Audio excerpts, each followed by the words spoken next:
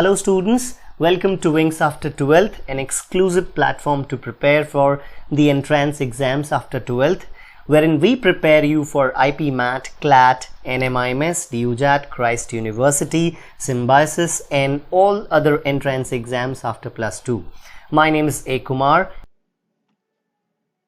So in today's session, we'll be dealing with a very important topic of English language, that is subject-verb agreement. Subject verb agreement एक बहुत important topic इसलिए भी है क्योंकि इसमें almost सारे topics का यूज आपको देखने को मिल सकता है. You'll get to see nouns here, pronouns, verbs, prepositions, conjunctions and different forms of verbs. Subject verb agreement ये टर्म बहुत ही इंपॉर्टेंट और बहुत ही कॉमन टर्म है इंग्लिश लैंग्वेज के लिए. Before we get into the technicalities of the topic, पहले हम समझते हैं कि सब्जेक्ट क्या होता है और वर्ब क्या होता है. Subject is the performer of action. Subject is the performer of action. Subject सिर्फ नाउन और प्रोनाउन हो सकता है किसी एक सेंटेंस में. अ नाउन और a pronoun can be the subject of a sentence. Verb जो है वो अलग अलग तरीके के होते हैं, ऑक्सिलियरी होते हैं, मेन वर्ब होते हैं. सो हम यहाँ पे प्राइमरीली ऑक्सिलियरी वर्ब के ऊपर बहुत सारे फंक्शंस को देखेंगे. Auxiliary verb is also called the helping verb. इनका काम होता है मेन वर्ब को सपोर्ट करना in order to complete the sentence. Subject verb agreement. Here there should be an agreement between subject and verb. A verb has to agree with its subject in number and person. एक verb को subject के according agree करना पड़ता है. चलिए इसको और detail में समझते हैं. Let's get started with the session. So here subject verb agreement, बहुत एक important point यहाँ पे mention किया है मैंने. The subject and the verb are the essential parts of a sentence. A verb must agree with its subject in number and person. Subject verb के agreement में verb has to agree with the subject in its number and person, right? If the subject is singular the verb must be singular. अगर subject singular है तो verb को भी singular होना होगा. And if the subject is plural the verb must be plural. मतलब subject अगर हमारा सिंगुलर है तो वर्ब को भी सिंगुलर होना पड़ेगा in order to be in an agreement. And if the subject is plural, the verb must be in the plural form so that they can be in an agreement. Subject और verb के बीच के agreement के ये दो strong pillars हैं number of the subject and the verb. Subject singular, verb को भी singular होना पड़ेगा, और सब्जेक्ट प्लूरल है तो वर्ब को भी प्लूरल होना पड़ेगा. नाउ विल अंडरस्टैंड कि सब्जेक्ट, जैसे कि मैंने अभी आपको बताया कि किसी एक सेंटेंस में ज्यादातर नाउन और प्रोनाउन सब्जेक्ट के रूप में आपको दिखेगा as performer of action. So noun में जब भी आप एस और ईएस ऐड करते हैं तो वो एक प्लूरल नाउन बन जाता है. इसका मतलब वो सब्जेक्ट प्लूरल कंसिडर किया जाएगा. और वर्ब में जब भी आपने एस और ईएस को ऐड करोगे तो वो एक सिंगुलर वर्ब बन जाएगा. So there is an inverse relation between the construction. इनके दोनों के कंस्ट्रक्शन में इनवर्स रिलेशन है, उल्टा है. इट मींस नाउन में जब भी आप एस और ईएस ऐड करते हो तो वो प्लूरल नाउन हो जाता है. एट द सेम टाइम अगर आप वर्ब पे एस और ईएस ऐड करते हो तो वो सिंगुलर बन जाता है. इट मींस एस और ईएस के साथ एंड करने वाले वर्ब जो होंगे वो सिंगुलर होंगे, और एस और ईएस के साथ एंड करने वाले नाउन जो होंगे वो प्लूरल होंगे. Now to have more clarity on this, we'll have some of the examples along with certain rules. तो चलिए उसमें बढ़ते हैं हम लोग. The first rule says a verb agrees with its subject in number. Singular subjects take singular verbs. इसका मतलब क्या है कि सब्जेक्ट और वर्ब के बीच के अग्रीमेंट में सब्जेक्ट अगर सिंगुलर है तो वर्ब को भी सिंगुलर होना पड़ेगा, जो मैंने आपको ऑलरेडी एक्सप्लेन करा है. We'll just have a look at the examples. तो एग्जाम्पल कह रहा है The car stays in the garage. यहाँ पे अगर आप नंबर ऑफ कार्स को ध्यान दोगे, it is only one, it is single, and that is why this is a singular subject. और verb वहां पे जो है stay, क्योंकि वो एक verb है तो उसमें s और es ऐड करने से वो सिंगुलर बनेगा, तो हमने ऐड कर लिया है The car stays in the garage. यहाँ पे हमने देखा कि हमारा subject car is in the singular form. That is why the verb stays has to be in the singular form so that they can be in an agreement and make a grammatically correct sentence. तो हमारा statement क्या हो गया? The car stays in the garage. Number 2 says the flower smells good. यहाँ पे if you look at the subject, the flower, the number of flower is only one, and that is why the subject is singular and verb has to be in the singular form. Subject flower is in the singular form and verb smells is in the singular form, and they are in an agreement to make this particular sentence grammatically correct. अगर इस दोनों sentence को हम थोड़े से alter करके देखें, यहाँ पे अगर हमारा सब्जेक्ट कार के जगह कार्स होता तो हम स्टेज के जगह स्टे करते, बिकॉज हमारा सब्जेक्ट जो होता वो प्लूरल हो जाता, तो हम क्या करते, cars stay in the garage. Similarly flower smells good के जगह पे अगर फ्लावर के जगह पे फ्लावर्स होता तो हमारा सब्जेक्ट प्लूरल फॉर्म में हो जाता, the verb had to be in the plural form, रहना होता उस टाइम पे, तो इसीलिए वहां पे हम लोग स्मेल कर देते तो हमारा सेंटेंस ग्रामेटिकली करेक्ट हो जाता। But here in the given sentences both car and flower in the singular form, that is why the verbs stays and smells have to be in the singular form so that they could be in an agreement. Clear है? Now moving on to the next rule. हमारा अगला rule कहता है the following words may be singular or plural depending upon their use in a sentence. Some, any, all and most. ये सारे words singular और plural दोनों हो सकते हैं, depends on how you use it in a particular sentence. Now we'll have a look at the options. पहला option कह रहा most of the news is good. Here most word को हमने news के लिए यूज करा हुआ है। news जो होता है वो हमेशा singular कैटेगरी का नाउन होता है, तो उसके साथ हमने most को जो यूज किया तो most भी यहाँ पे singular फॉर्मेट को प्रेजेंट कर रहा है, तो हमने इसके साथ verb को भी singular लगा दिया, most of the news is good. यहाँ पे हमारा अगला सेंटेंस जो है most of the flowers were yellow. Now look at the noun here, flowers. flowers हमारा प्लूरल फॉर्म में है और हमने most को यूज किया है एक प्लूरल नाउन को रेफर करने के लिए, इसीलिए हमारा verb भी प्लूरल फॉर्म were में है, यहाँ पे आप देख सकते हैं. So most of the flowers were yellow. Is that all right?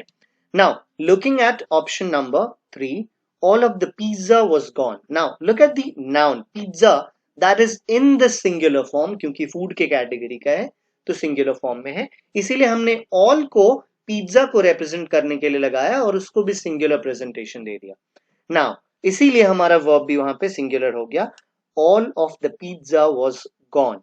Now look at the option number 4, it says all of the children were late. Now look at the noun children. children जो है that is the plural form of child, जो कि plural है, तो यहाँ पे all भी एक प्लूरलिटी को रिप्रेजेंट कर रहा है, इसीलिए हमारा वर्ब जो है वो प्लूरल फॉर्म में है और एक अप्रोप्रिएट अग्रीमेंट को फॉलो करा है इसने यहाँ पे। So all of the children were late is grammatically correct. Here the noun is in the plural form and that is why the verb is in the plural form. So noun children and verb जो है हमारा were है, so that they are making a correct appropriate बोल सकते हैं, या agreement जो एक होता है वो appropriately इन्होंने frame करा हुआ है यहाँ पे। Now moving on to the next rule, it says subjects joined by and are plural, subjects joined by or nor take a verb that agrees with the last subject.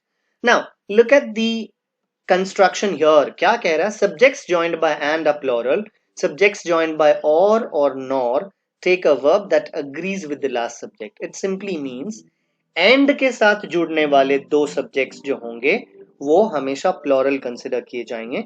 Now looking at the option number 1, it describes it clearly. It says Bob and George are leaving. यहाँ पे दो subjects हैं, Bob and George. हमने and के साथ connect किया इन दोनों को, हमारे दोनों subject यहाँ पे consider किए गए, Bob and George दो लोग हैं, दो plural consider किए जाएंगे, इसीलिए हमारा verb यहाँ पे are है and that is absolutely correct.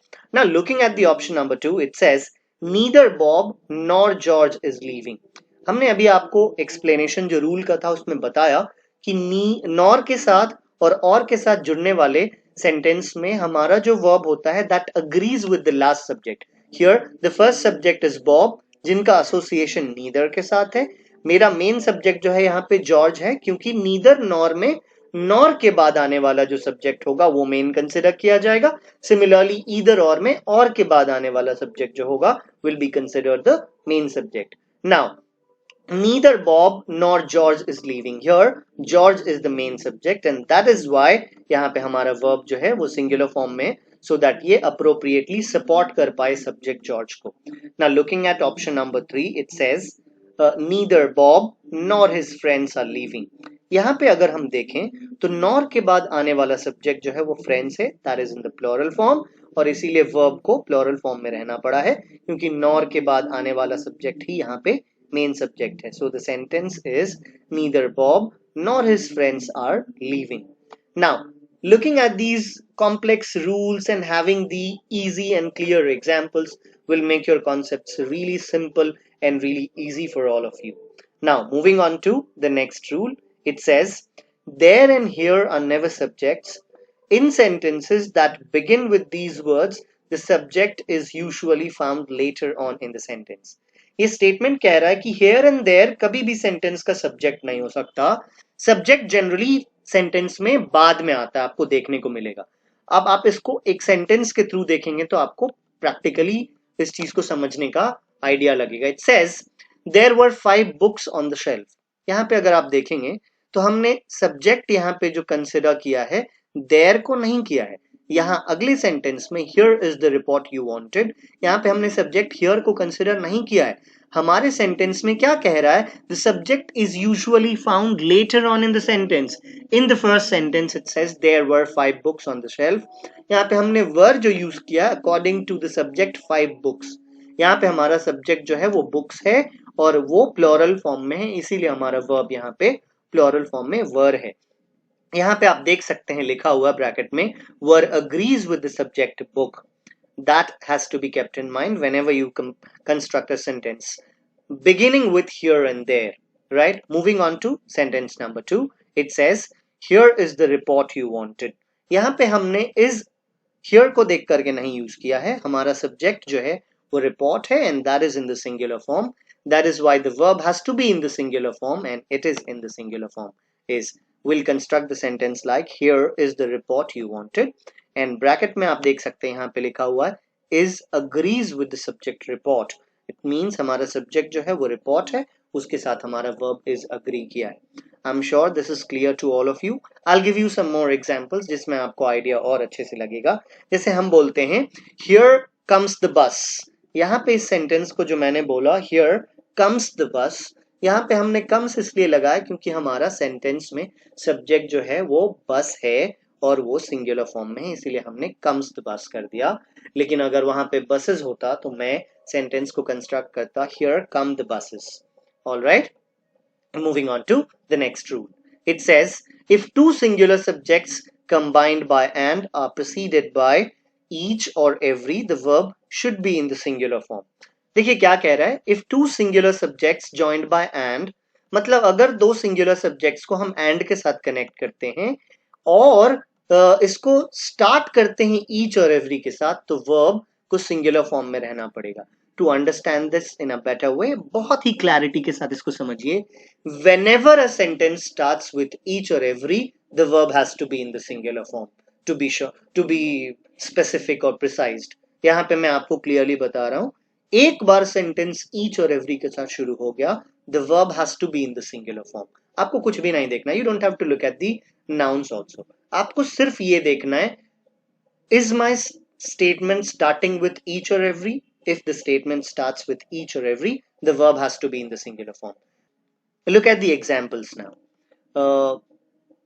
Every boy and every girl या every boy and girl was present in the class. यहाँ पे आप स्टेटमेंट में देख सकते हैं बॉय एंड गर्ल को कंबाइन किया है एंड के साथ, but it is preceded by each. You just have to check whether the sentence starts with each or every or not. यहाँ पे आपको सिर्फ यही देखना होगा कि सेंटेंस each और every के साथ शुरू हो रहा है या नहीं. If the sentence starts with each or every, the verb has to be in the singular form. Now look at the examples. Examples कह रहा है every boy and girl was present in the class. Here nouns boy and girl are connected or joined by and but preceded by every. तो हमारे statement का main subject जो है वो every को प्रेजेंट कर रहा है यहाँ पे. It means it is singular and the verb has to be in the singular form. So क्या स्टेटमेंट है, every boy and every girl was present in the class या every boy and girl was present in the class. आप दो बार every use कर लो दोनों अलग अलग जगह पे तो भी कोई फर्क नहीं पड़ता. अगर इस जगह पे एवरी बॉय एंड गर्ल के जगह पे every boy and every girl होता तब भी हमारा स्टेटमेंट कोई चेंज नहीं करते, वॉज ही रखना पड़ता verb को. Now looking at example number 2, it says every man and every woman has the right to express his or her view. यहाँ पे हमने man और woman को and के साथ connect किया है, but it is preceded by every. The verb must be in the singular form because the subject every defines this singularity in the sentence. तो हमने क्या sentence construct किया? Every man and every woman has the right to express his or her view. यहाँ पे every subject consider कर लिया गया और verb has to be in the singular form. I hope these rules are clear to you. ये सब बहुत important है, इन सब को आप practice करिए. मैंने सब rule के लिए 2 और 3 examples दिए हैं. You need to make some examples on your own so that you'll have better command over these concepts. So thank you so much for being with me in this session. Thank you, everyone.